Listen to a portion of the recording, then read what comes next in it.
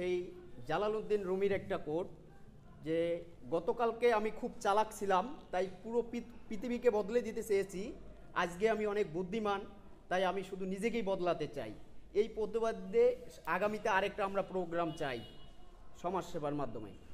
এবং আমি যতদূর জানি, এবং পাটগ্রামে আমার বেশি দিন না, আমি বাইরে ছিলাম, আমি অনেকের কাছে শুনছি, যেহেতু গ্রামে অসহায় মানুষদের সাথে কাজ করার সুযোগ হয়, যে সমাজসেবা অফিসে নাকি একটু আমাদের হেজিটেশন ফিল করতে হয়, একটু বিড়ম্বনা হয়।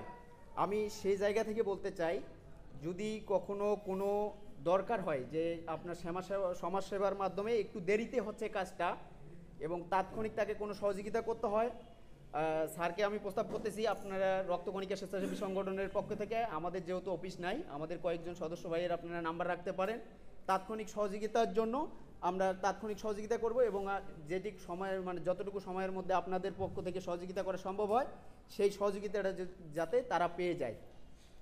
পাশাপাশি কয়েকটা উদ্যোগ আছে, যেমন আপনার উদ্যোক্তা তৈরি। আমি মনে করি, আমি প্রস্তাব রাখতেছি, উদ্যোক্তা তৈরির ক্ষেত্রে আপনারা একটু মেয়েদের দিকে প্রাধান্য দেন। কীরকম মেয়ে? যারা মাস্টার্স কমপ্লিট করছে, চাকরি ট্রাই করতেছে কিন্তু চাকরি পাচ্ছে না, অথবা বিবাহে হয়ে গেছে কিন্তু চাকরি ট্রাই করতেছে, চাকরি পাচ্ছে না, তারা কিন্তু আপনাদের এই উদ্যোগগুলোর সাথে স্বতঃস্ফূর্তভাবে সংযুক্ত হওয়ার চেষ্টা করবে। দ্বিতীয়ত হচ্ছে আপনার মাতৃকালীন শনাক্ত, এই যে ইয়াগুলো লিখছেন, এগুলোতে অনেক সময় আমরা দেখতে পাই যে যে ব্যক্তিটা পাওয়ার কথা সেটা পাচ্ছে না, অন্যজন পাচ্ছে। কিভাবে পাচ্ছে?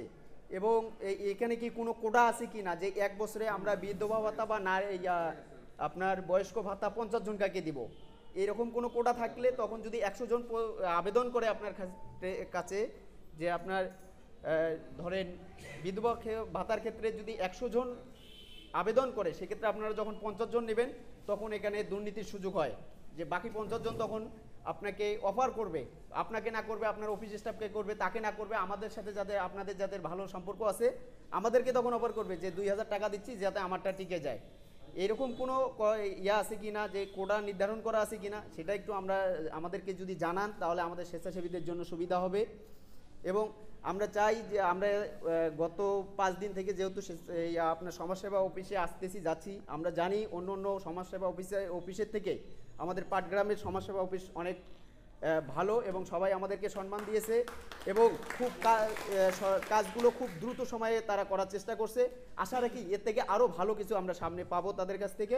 এবং সেই সাথে জুলাই বিপ্লব সংক্রান্ত যেটা আলোচনা আছে, 24-এ সেই শহীদ ভাইদেরকে আমি স্মরণ করছি, যারা জুলাই আগস্টে তাদের জীবনের বিনিময়ে আমাদেরকে আরেকবার স্বাধীনতার পথ দেখিয়েছে, সেই ভাইদেরকে শ্রদ্ধার সাথে স্মরণ করছি।